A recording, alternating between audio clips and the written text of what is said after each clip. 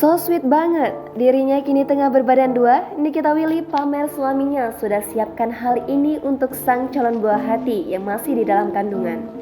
Nikita Willy dan sang suami, Indra Priawan, sekarang sedang diselimuti kebahagiaan. Diketahui pasangan tersebut resmi menyandang status sebagai suami istri pada 16 Oktober 2020. Setelah kurang lebih 1 tahun menikah, Nikita Willy diketahui sekarang tengah mengandung buah hati pertamanya. Melansir dari Tribun Seleb via kanal YouTube Nikita Willy Official, sang artis hamil melalui proses inseminasi buatan. Proses tersebut Nikita Willy lakukan karena dirinya sering mendapat pertanyaan tentang kehamilan dari netizen. Kendati demikian, impian pasangan publik figur tersebut untuk mempunyai anak telah terwujud. Bahkan rupanya, Indra Priawan juga sudah tidak sabar untuk menyambut kehadiran buah hatinya tersebut.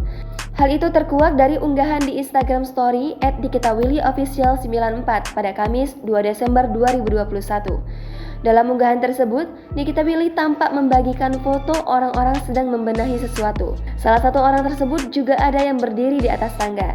Rupanya, Indra Priawan rela memindahkan kantornya supaya bisa menjadi ruang bermain anaknya kelak. Hal itu Indra Priawan lakukan meski sang buah hati masih berada di dalam perut.